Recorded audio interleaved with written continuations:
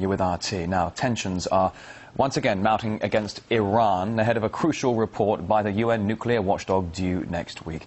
It's as Israel tests a new ballistic missile and reports that suggest the idea of a military strike on the Islamic Republic is being pushed by Israeli Prime Minister Benjamin Netanyahu.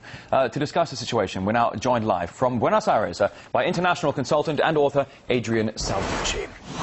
Good to see you today. We've seen a lot of Western intervention in the region, certainly this year when you think of the whole Arab Spring. There's already a lot of military hardware in the area already in place. How possible is it that an attack on Iran is really being considered?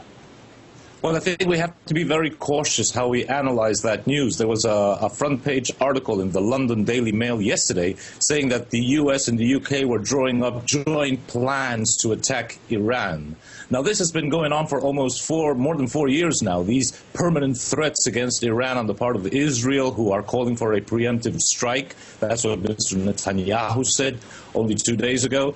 And it all coincides with the debacle of Israeli attack on southern Lebanon in 2006. So I think we have to be very cautious and basically understand that what Iran is the cornerstone of probably what is an ongoing, very tough negotiation to move forward towards a world government where Russia and China are not going to bow in very easily to the Western powers. And Iran is the cornerstone because contrary to Iraq, which was on its own, Saddam Hussein, contrary to Libya and Afghanistan, Iran has definitely a very strong commercial and trade agreement with China, and it has a very strong trade agreement with Russia, and although it's not official, it probably has some sort of military alliance with Russia too. So I think that what we are seeing is we are probably edging closer to what might become a full-fledged war in the region, even a world war where Iran is the cornerstone if it is attacked by Israeli, American, British,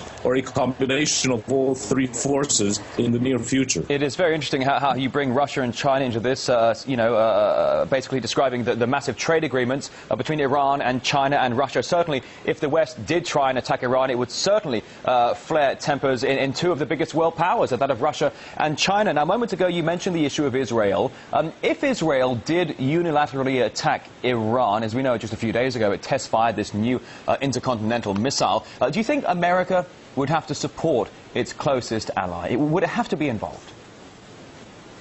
America supports Israel unconditionally in the diplomatic, strategic, military, financial spheres. There is a whole line of thought in America from academic Stephen Walt of Harvard University and John Mearsheimer of Chicago University that says that Zionist influence through AIPAC, the American-Israeli Public Affairs Commission, is so strong that it has succeeded in making American foreign policy prioritize the national interest of Israel over the national interest of the United States.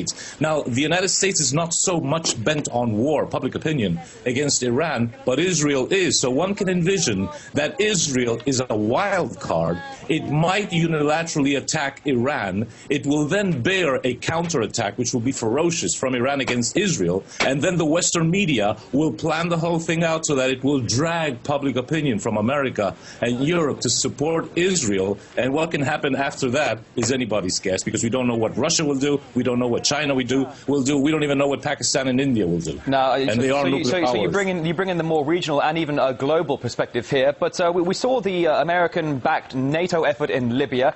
Just over the past week or so, we've been seeing the reports from a UN nuclear watchdog about Syria and an alleged nuclear plant there that actually for the past 2 decades has been a cotton mill. Now the UN nuclear watchdog talking about a possible strike on Iran. Just what is the geopolitical global agenda here coming from the West?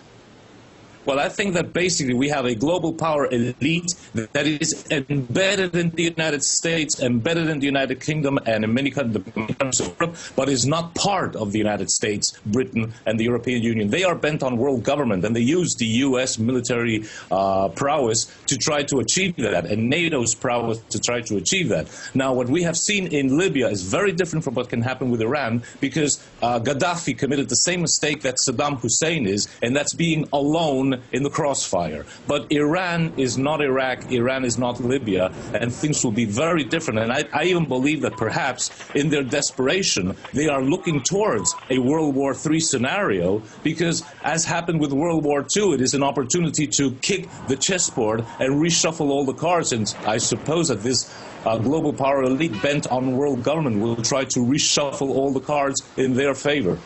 Wish we had more time to take this further. Adrian Salvucci, international consultant and author, many thanks.